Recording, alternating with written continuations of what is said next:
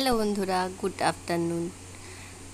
দক্ষিণ চব্বিশ পরগনা জেলার ছোট্ট একটা গ্রাম থেকে আমি তনু, একটা সাধারণ ঘরের গৃহবধূ। আমি সাধারণ প্রতিদিনের কাজকর্ম তোমাদের সাথেই শেয়ার করে থাকি। তো আজকেরও তোমাদের সাথে একটা ব্লগ শেয়ার করবো বলে চলে এলাম। আর যে কোটোগুলো দেখছিলে ওগুলোকে রং করব, তো ধুয়ে ওই জন্যে জল ঝরাতে রেখে দিয়েছি। আর এরপর চলে এসেছি ছাদে। জামা কাপড়গুলো অনেকক্ষণ কেচেছি, শুকিয়ে গেছে। এখন জামা কাপড়গুলো চলো তুলে নিই। আর এই যে জামা কাপড় তুলতে তুলতে কী মনে হলো, ক্যামেরাটা গিয়ে রেলিংয়ের উপর বসিয়েছিলাম, বসিয়ে আর ভিডিও করছিলাম, আর তারপর ক্যামেরাটা পড়ে গেছে। আর একে তো আমার ফোনটা ভাঙা আর হ্যাং করে ওই জন্যে, আর পড়ে গিয়ে আরও ফোনটার মধ্যে প্রবলেম হচ্ছে। ভিডিও এডিট করা বলো, ভিডিও করা ভীষণ প্রবলেম হচ্ছে। তো এরপর দেখো জামা কাপড়গুলো তুলে নিয়েছি, আর বরবাবু এই সবেই এসছে, তো সেই জন্য বেশি তাড়াহুড়ো করছি জামা কাপড়গুলো তুলে নিয়ে একসাথে খাবো, তো ওই জন্যে। আর ও নিচের ঘরে কাজ হচ্ছে, তো সেইখানে দাঁড়িয়ে একটু দেখছে, সেই জন্যে। নইলে তো একটু টাইম দিত না, এসেই বলতো ভাত বাড়ো ভাত বাড়ো। তো সেই জন্য অতটা। আর সবেই স্নান করেছি, মাথা থেকে গামছাটাও খোলা হয়নি এখনও, এই যে আপনা আপনি খুলে চলে যাচ্ছে। তো চলো জামা কাপড়গুলো এই তুলতে থাকি, আর ক্যামেরাটা কখন পড়ে গেল সেটাই তোমাদেরকে জানাচ্ছি।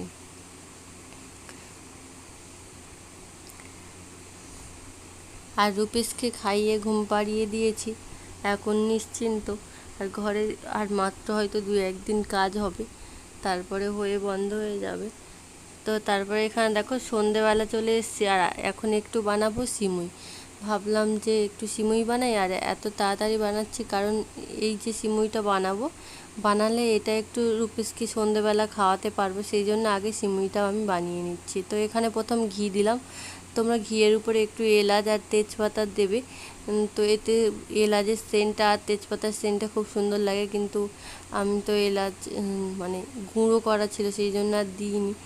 তো এখানে দেখো আমি এটা লাল লাল করে ভেজে নেবো, যতক্ষণ না সমস্ত লাল লাল করে ভাজা হবে ততক্ষণ ভাজতে হবে ঘিয়ের মধ্যে। এরপর আমি জল অ্যাড করে দিচ্ছি, আর এতে বেশি করে একটু জল দিতে হবে, দেখতে পাচ্ছ আমি কতটা জল দিয়েছি। আর এটা ততক্ষণ সিদ্ধ হতে থাক, আর আমি এদিকে তাহলে এটা যতক্ষণ সিদ্ধ হবে আমি আটাটাও মাখিয়ে নেবো। চলো এটাকে এবারে আমি ঢাকা দিয়ে রেখে দেবো। তো ওটাকে ঢাকা দিয়ে রেখে দিয়ে আমি এখন আটাটা মেখে নিচ্ছি। আর এবার আটাটা মাখতে মাখতে দেখি এটা কি হলো। এটা প্রায় সিদ্ধ হয়ে এসছে, আর হয়তো 5 মিনিট থাকলে সিদ্ধ হয়ে যাবে। তো এখানে এই সময় আমি চিনি দিয়ে দিলাম। চিনিটা দিয়ে কিছুক্ষণ নাড়াচাড়া, আর চিনি দেওয়ার পর সারাক্ষণ নাড়াচাড়া করতে হবে, কারণ চিনি দেওয়ার পরে তো নিচে বসে যাওয়ার সম্ভাবনা থাকে, সেই জন্য। আর এখানে দেখো দুধটাকে আমি একটু আগে থেকে গরম করে রাখবো, একদমই খেয়াল ছিল না, এই সময় দুধটা দিয়ে দিলে ভালো হতো। তো যেহেতু গরম করা ছিল না, সেই জন্য দুধটা ফোটাতে বসিয়ে দিয়েছিলাম। আর দুধটা ফুটে যেতে এখন এর মধ্যে আমি দুধটা দিয়ে দেবো, অ্যাড করে দেবো। আর এই যে এই দুধটা দেওয়ার পরে না একটু কম হয়েছিল, তো আমি পরে অফ ক্যামেরায় আরও 2 পাতা, এটা তো গরুর দুধ, শুকনো গুঁড়ো দুধ, আমল দুধ কিনে এনে আবার এর মধ্যে দিয়েছি, তারপর ঠিক আছে, দুধটা কম হয়েছিল। তো এখন আমি এই রূপেশের জন্য তুলে নিয়েছি, আর এটাকে রূপেশকে খাইয়ে দেবো টিফিনে। টিফিন বলতে ওই সন্ধ্যেবেলার টিফিন। তো চলো ওকে খাইয়ে দিই, তারপর আবার আসছি। আর এই যে এখানে চলে এসেছি রূপেশকে নিয়ে, আর রূপেশ এই যে আমার সাথে খেলা করছিল। আর এরপর ওকে খাইয়ে দাইয়ে কল থেকে জল টল নিয়ে চলে এসেছি সোজা। এবারে এই যে সব জোগাড় করে রেখেছিলাম, পেঁয়াজ টিয়াজ কেটে রেখেছিলাম, ভাবলাম যে কি জানো, আগে তরকারিটা বসিয়ে দিই, তরকারিটা হতে থাকুক, তারপর আমি এদিকে রুটিটাও করতে থাকবো, তাহলে দুটো একসাথে হয়ে যাবে। তো এখানে দেখো আমি পেঁয়াজ কাঁচা লঙ্কা দিয়ে আর কিছুক্ষণ ভাজা ভাজা হওয়ার পর হলুদটা দিয়ে নাড়াচাড়া করে এর মধ্যে আলুটা দিয়ে ভালো করে কষিয়ে নেবো, আর এর মধ্যে কিছুটা পরিমাণে আদা দিয়ে দিলাম, আর এটাকে ভালো করে নাড়াচাড়া করে নেবো কিছুক্ষণ। তো এটা নাড়াচাড়া করার পর গ্যাসে আমি কিছুটা গরম জল করে নেবো, গরম জল করে এর মধ্যে অ্যাড করে দেবো। আর তোমাদের কেন বলেছি তরকারি গরম জল দেবে, আর গরম জল দিলে সত্যিই তরকারি টেস্টটাও ভালো আসে, আর তাড়াতাড়িও সিদ্ধ হয়ে যায়। তো এখানে আমি গরম জলটা দিয়ে দিয়েছি, যেহেতু কি বলো তো জলটা গরম থাকবে, তো আর গরম হতে আর টাইম লাগবে না। এখানে আমি আটাটা মেখে আর গোল গোল করে নিয়েছি আর লেচি কেটে। তো এখন আমি রুটি বেলে নিচ্ছি, আর চলো রুটি কটা ভেজে নিই। আর আজকে রুটি না, আজকে ভাবলাম একটু পরোটা বানাবো, কারণ আজকে ডিনারটা জাস্ট জমে যাবে, কারণ সাথে থাকবে পরোটা, তারপরে থাকবে আলু কষা, আর থাকবে কি, আর থাকবে হচ্ছে সিমুই। তো আজকে লাঞ্চ থালিটা জাস্ট ভরপুর হয়ে যাবে। তো এখন আমি এই তিকোন তিকোন পরোটা করে নিচ্ছি। আর দেখো আমি কেমনভাবে পরোটা করি, এর মধ্যে না তেল দিয়ে দিয়ে ওই যে প্রতিটা ভাঁজে তেল লাগিয়ে নিচ্ছি, সাদা তেল।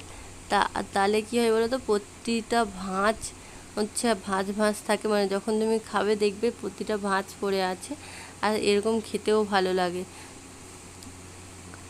আর দেখো আমার পরোটাটা ভেজে নিচ্ছে, আর এদিকে তরকারিটা দেখো, তরকারিটা এখনও আলুটা সিদ্ধ হতে বাকি আছে, সেই জন্যে আবার ঢাকা দিয়ে রেখে দিলাম। আর এখন আমি পরোটাগুলো ভেজে নিচ্ছি। আর এই যে আমি হটপটটাও এখানে রাখার জায়গা নেই, ওই জন্য ওদিকে সরিয়ে রেখেছি। তো বন্ধুরা, একটা কথাই বলতে চাই যে আমি এই রোজ তোমাদের সাথে ভিডিও শেয়ার করি, তোমাদের কেমন লাগে? যদি ভালো লাগে প্লিজ একটা লাইক দিও, আর কমেন্ট করে জানিও আমার ভিডিওগুলো তোমাদের কেমন লাগে। যদি ভালো লেগে থাকে, আর যদি মনে করো আমি ইউটিউবে একটুখানি জায়গা করে নিই, তাহলে চাইলে আমার চ্যানেলটাকে তোমরা সাবস্ক্রাইবও করতে পারো। আর আগের ভিডিওতে তোমরা অনেক অনেক ভালোবাসা দিয়েছো, আশা রাখছি পরবর্তী যেসব ভিডিওগুলো আসবে বা আজকেরকার ভিডিও তোমরা সমান ভালোবাসা দেবে, এটাই আশা রাখছি। তো এখানে দেখো আমি পরোটাগুলো পরপর করে নিচ্ছি, আর এরপর আমি চলে যাব, যেই মানে খাবার টাবার হয়ে গেলে আমি ওদিকে কিচেনটাকেও পরিষ্কার করে নেব। আর রাত্রে আমি কিচেন পরিষ্কার করে তারপরে ঘুমাতে যাই, যত রাত হোক। যেদিন খুব শরীর খারাপ হয়ে যায় বা যেদিন একদমই আর ভালো লাগছে না, সেদিন হয়তো বাদ দিয়ে দিই। তো তাছাড়া প্রতিটা দিন আমি হচ্ছে কিচেন পরিষ্কার করে ভালো করে থালা বাসন মেজে গুছিয়ে রেখে দিয়ে তারপরেই যাই। আর তারপর কি বলো তো বন্ধুরা, গান শুনে শুনে কাজ করতে না আমার খুব ভালো লাগে। জানি না, যদি গান শুনতে শুনতে কাজ করি আমার তেমন একটা কষ্টই হয় না, তখন মনে হয় যেন বেশ মানে কাজ করতে তো কোনো কষ্ট হচ্ছে না, আর মনেই হয় না যে এতটা টাইম কীভাবে পার হয়ে যাচ্ছে। বেশ ভালোই লাগে আমার গান শুনতে শুনতে কাজ করতে। তো এখানে দেখো পরোটাটা হয়ে গেছে, আর এরপর দেখি তরকারিটা কি হলো। তো তরকারিটা তো ঠিক হয়ে গেছে, এখানে একটুখানি চিনি আর হচ্ছে জিরে ধনে মৌরি সমস্ত মশলাগুলো এখন দিয়ে দিচ্ছি, তরকারিটা হয়ে গেছে। তো এরপর আমি গ্যাসটা বন্ধ করে দিয়ে দেবো, আর এখন আমি তরকারিটা ঢেলে নেবো। আর পাশে দেখছো পেঁয়াজ কেটে রেখেছি স্যালাডের জন্যে। তো এখনই সব জোগাড় করে রাখছি, কারণ পরে আর টাইম হবে না। তো এখন দেখো টেবিলে নিয়ে খাবারগুলো নিয়ে চলে আসছি, রুটি আর সিমুইটা নিয়ে চলে এসেছি আগে, এখন তরকারিটা নিয়ে আসলাম। তো এখন যে গুছিয়ে রেখে দিই, তারপর চলে যাব কিচেনটাকে ক্লিন করব। আর আমি প্রতিদিন কিভাবে আমার কিচেনটা ক্লিন করি সেটা সেই ভিডিওটা তোমাদের সাথে পরের দিন শেয়ার করব, পরের ব্লগে। তো এখানে দেখো থালা বাসনগুলো বেসিনে ভালো করে আমি সমস্ত থালা বাসন যেগুলো রান্নার পরে বেরিয়েছে ওগুলো মাজবো।